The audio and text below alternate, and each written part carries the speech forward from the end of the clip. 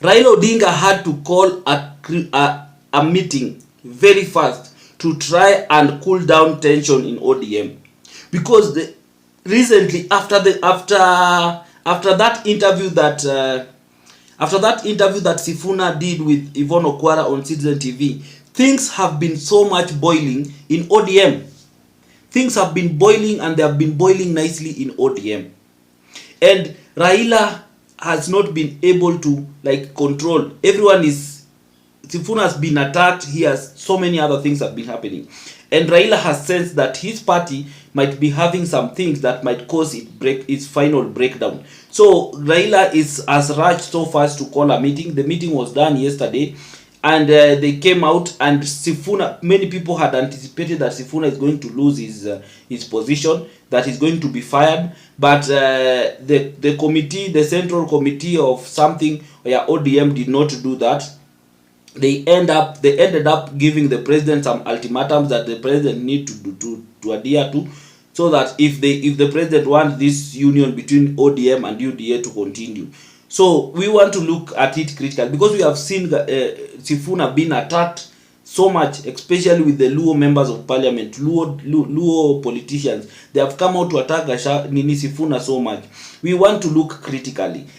If Sifuna leaving ODM, will it be disastrous for ODM and Raila Odinga, or will it be a good move for ODM and Raila Odinga? So we want to look at that. But before I go into the details, if you're coming here for the first time, kindly take a second to subscribe and to hit the notification bell, so that anytime I post a video, you will always be the first to watch. So kindly do so, na kama kawaida, I'll be back.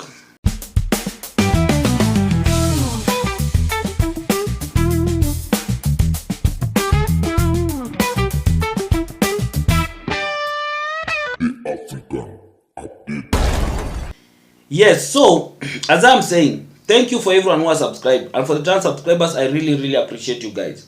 So as I was saying, that Edwin Sifuna is a man under siege. Is a man under siege, as a man mwenye mambo yake inaweza enda segemnenge. So there was a meeting, and many people had anticipated that Sifuna is going to be removed as the Secretary General of ODM based on his remarks and everything. But it ended up that Sifuna was not removed, and he was even the one who read the resolution that came out of the meeting that they had. And Sifuna clearly said that there are a lot of differences that came out from that, that people came with a lot of differences, which at the end of the day they were solved and everything. So I just want you to listen to this, and then I'll come back, I'll give a deeper analysis into this. So I will take a few questions, but they have to be strictly within the discussion that has gone on today. And I see very respectable media houses here. We don't expect you to bring us rumors. That is exactly what I feared, that you would bring stories about Sifuna when I've read a statement about ODM. We want you to ask questions about ODM. It's different. Now, the position of a party, as a party leader has ably explained before, is taken after organs or meetings of the organs of a party. And this is now the position of the party. Yes, that we ensure that we put together a team that can ensure that we implement the MOU that we signed with UDA. How is that different from Sifuna's position? Let's have another question, please. Let's not do mushene. Yes? Yeah, so that I don't put in my own words. Allow me to read you the last paragraph again.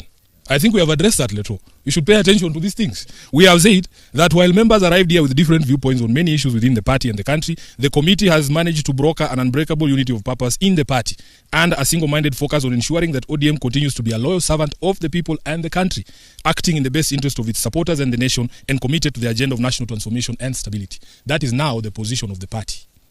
Any other question? I think wamemaliza sasa maswali yote. You have watched the video and you can clearly hear what Sifuna is saying. So the people had really anticipated that Sifuna is going to be fired, Sifuna is going to be removed at the SG, that so many bad things are going to happen to him, that he's not going to amount to anything, so many other things and all that. But you can see the Mulembe Nation had also come out and said that ODM should not touch Sifuna at all costs, that Sifuna should not be removed, that if Sifuna is removed, then the Luya Nation will leave ODM. Now let us look at his political profile of Sifuna as at now. Sifuna has been able to build his political career through being the SG of ODM and being the senator of Nairobi. This is a man who has built his political influence, and as at now in the Luhya nation, if there is a politician that Luhyas love, even despite the fact that he's with Raila and everything, is Edwin Sifuna. Sifuna is loved in Western Kenya as a whole. Sifuna is loved by all Western politicians, not politicians, by all Western people. Sifuna has even more influence than even George Natembeya himself. If Sifuna decides that right now he's leaving ODM, then Sifuna will have, like ODM will have lost a very strong general in ODM, especially in Mulembe nation, because there is that notion that is going around whereby Luo politicians and Luos are feeling like ODM, it belongs to them more than it belongs to the Western people, and this narrative is being pushed so much by the Luo politicians, and this is what will cause Raila to lose the support in Western Kenya, because these Luos that keep on saying that Sifuna can leave, Sifuna sijui nini na nini na nini, they are not doing any good to Raila Odinga. In fact they are harming Raila Odinga's party and ODM more than they think they are helping, because fighting Sifuna, it's very detrimental, especially if you really want to maintain Western Kenya bloc. Edwin Sifuna has not shown any interest of leaving ODM.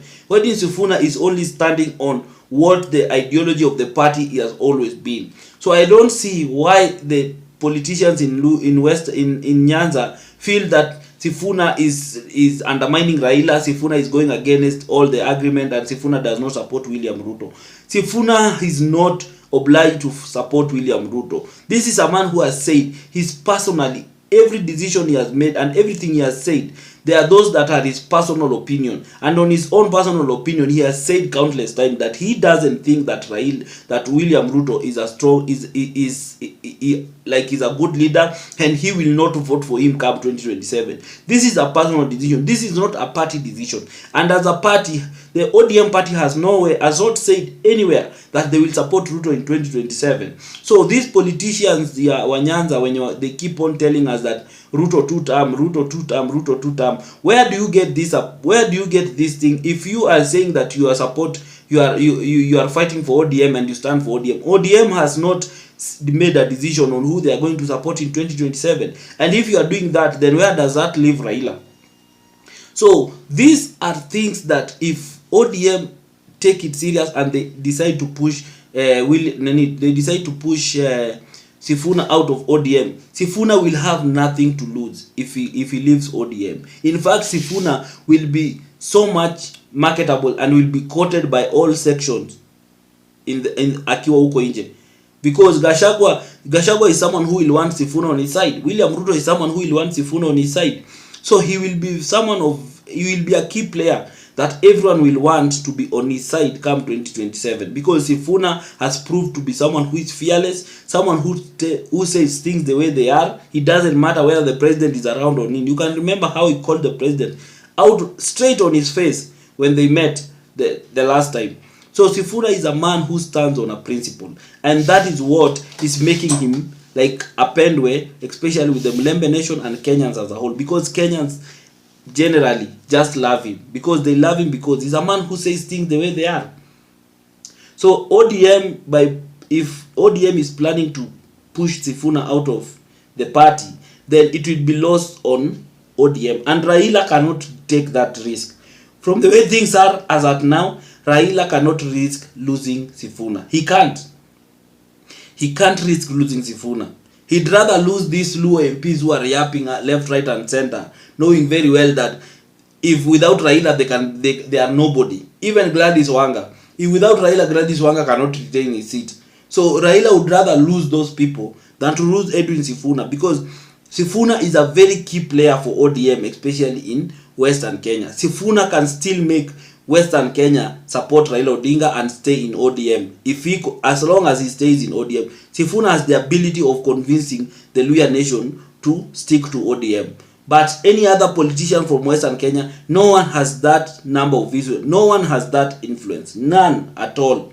So And Sifuna is the only person that can take Natembeya head on in case Natembeya start to penetrate so much in Western Kenya. If Sifuna decides now to start doing groundwork in Western Kenya and bring everyone back to ODM, Sifuna can easily do that, Raisi. But these other people who are calling Sifuna names, especially in the Luo Nyanza, Raila can do with them very fast, because he knows that these people, they are MPs and they are senators and they are all manner of things simply because it is Raila's support.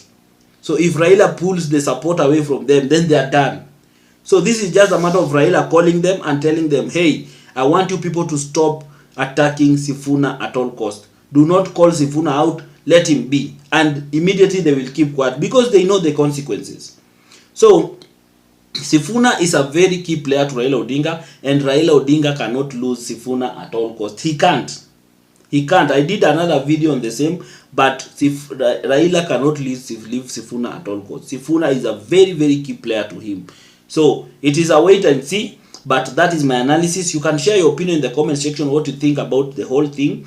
But above it all, as I always say, remain respectful. Do not attack anyone. Remain objective. You don't need to pass your message through insulting people. You can still do it in a sober and in a mature way, and you will still be heard, and everyone will give you a listening here. So kindly do so. And if you still want to support this platform, the number is always there in our profile.